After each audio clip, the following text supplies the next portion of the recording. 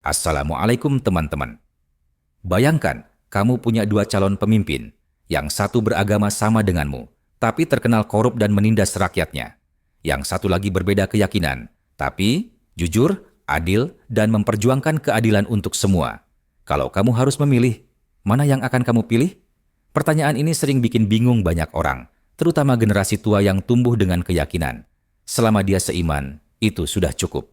Bahkan ada yang berkata, sebagus apapun orang kafir, tetap tak ada gunanya. Tapi, apakah benar sesederhana itu? Jika kamu baru di channel ini, jangan lupa klik subscribe dan nyalakan lonceng.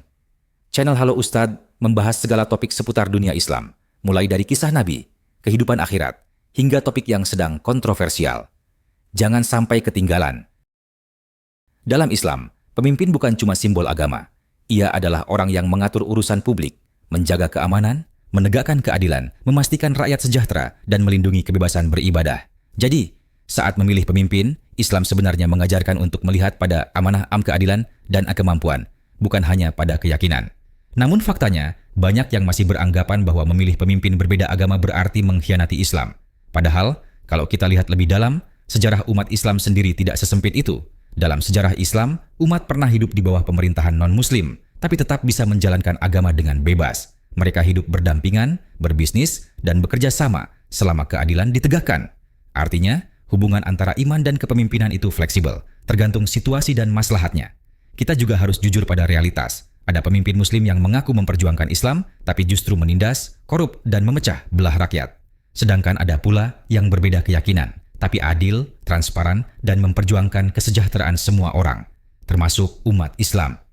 Apakah kita masih bisa menutup mata dari fakta itu? Islam menuntun kita untuk menilai dari akhlak dan keadilan. Bukan sekadar identitas. Nabi Muhammad bersabda, pemimpin adalah pelayan rakyatnya, dan setiap pemimpin akan dimintai pertanggungjawaban atas kepemimpinannya. Hadis riwayat Bukhari dan Muslim. Kalimat ini menegaskan bahwa inti kepemimpinan dalam Islam bukan pada siapa dia, tapi bagaimana dia memimpin. Kalau pemimpin itu melindungi rakyat, menegakkan hukum dengan adil, dan menjaga kebebasan beragama, maka ia telah menjalankan nilai-nilai Islam, walaupun ia belum beriman. Namun tentu saja, menjaga akidah tetap penting. Kita tidak boleh sampai menggadaikan keyakinan hanya karena mengagumi seseorang. Tapi, membangun negara yang adil dan damai tidak harus selalu dipimpin oleh orang seiman. Selama keadilan dan amanah ditegakkan. Ada yang berpendapat bahwa bergaul atau bersahabat dengan orang berbeda keyakinan saja dilarang. Padahal, Rasulullah sendiri berinteraksi dengan mereka setiap hari. Beliau berdagang dengan mereka, membuat perjanjian damai, bahkan mempercayakan keamanan sebagian wilayah kepada mereka. Yang dilarang adalah menyerahkan loyalitas hati dan agama kepada orang yang memusuhi Islam, bukan sekadar bekerja sama untuk kebaikan bersama. Kalau begitu, kenapa masih banyak yang menganggap agama mengkotak-kotakkan manusia? Sebagian karena ketakutan, takut ditindas, takut kehilangan identitas, takut ajaran Islam tergeser. Padahal, Islam justru datang untuk memperbaiki hubungan antar manusia, bukan memisahkannya. Al-Quran dengan tegas berkata, Allah tidak melarang kamu berbuat baik dan berlaku adil kepada orang-orang yang tidak memerangimu karena agama. Al-Quran Surat Al-Mumtahanah 8. Ayat ini jelas sekali. Berbuat adil kepada siapapun adalah perintah Allah, bukan pilihan.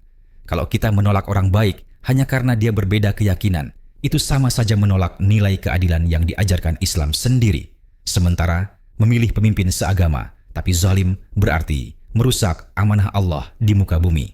Di dunia modern, politik adalah sarana, bukan tujuan.